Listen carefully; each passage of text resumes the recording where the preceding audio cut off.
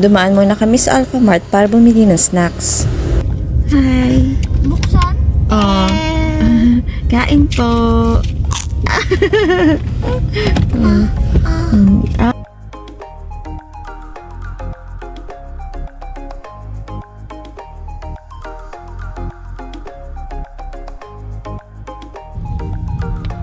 Quezon National Forest Park. Nandito na tayo sa Camarines Norte, gateway to Bicolandia. At ang tinuluyan namin dito ay ang balay ni Mayang Transient dito sa Daraga Albay. Ito yung kinuha naming room na good for 3 na may CR na rin sa loob. For room rates or reservations, pwede nyo silang i-visit sa kanilang Facebook page. Kinabukasan, dumaan muna kami ng Pacific Mall para kumain bago kami pumunta sa Kagsawa.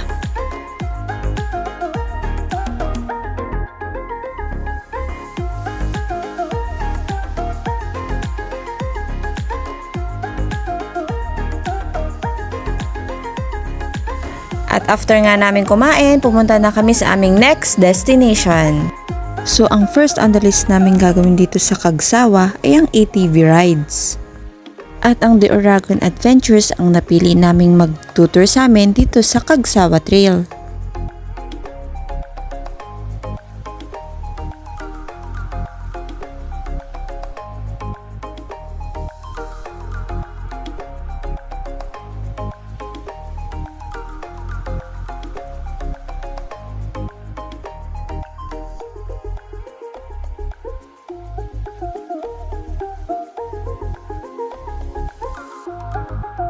O, diba? Ang galing ni Kuya Josh mag-drive, oh.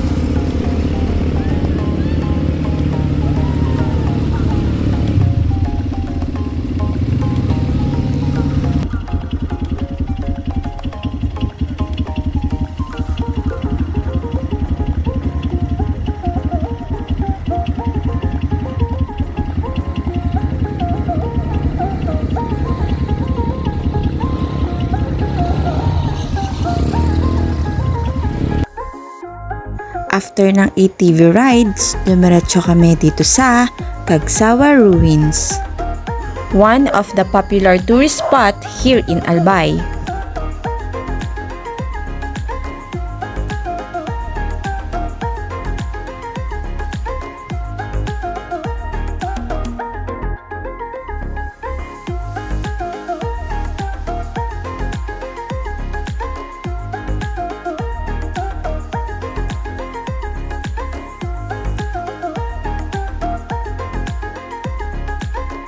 Sa loob nito, meron ding park na pwede kayo magpakain ng fish. And syempre, overlooking view kay Bulkang Mayon.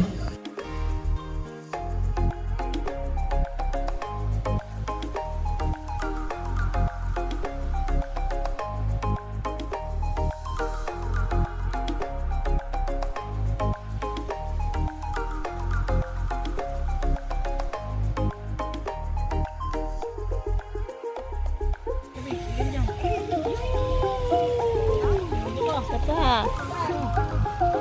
Lagay mo sa base. Lagay mo. Tapos mo sa base. Huwag mo sa base. Sige. O kuya, Ikaw?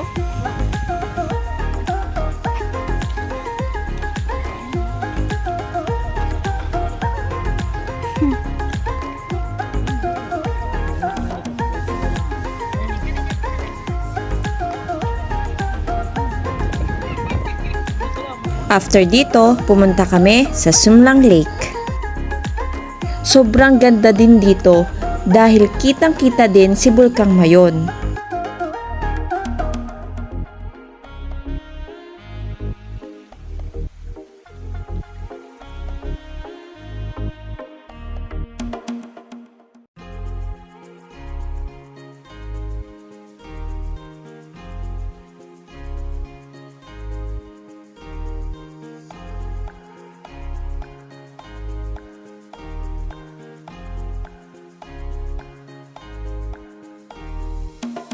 At hindi mawawala ang pasalubong center dito sa loob ng Sumlang Lake.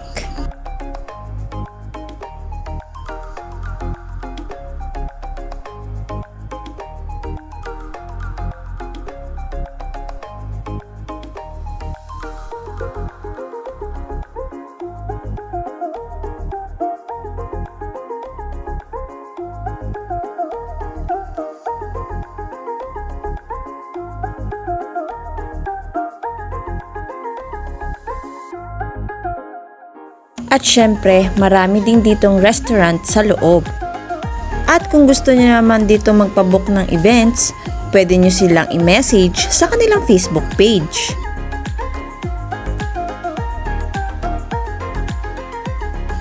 At ito na nga, sumakay na sila sa tri-bike.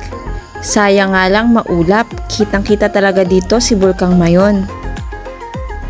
Ang next naman naming pinuntahan ay ang Daraga Church.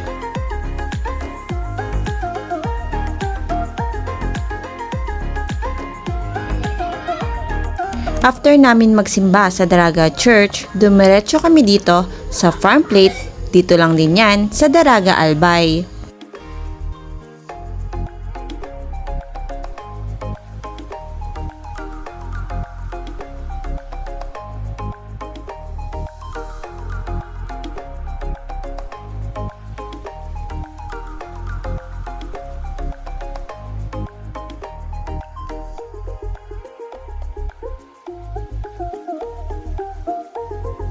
Alam nyo ba na ang ganda-ganda dito, para kang nasa Fairyland.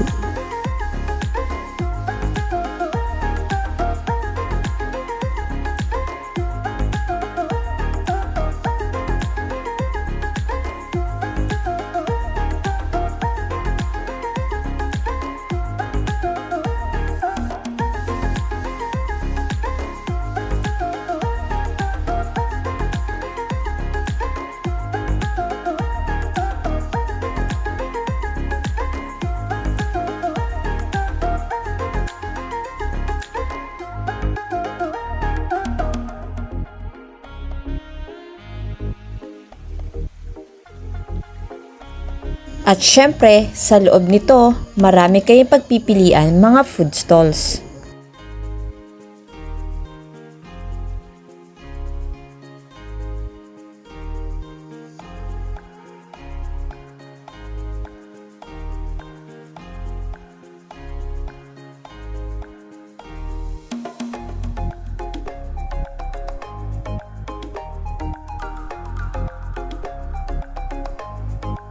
O ayan, opak, nagmamaganda na siya.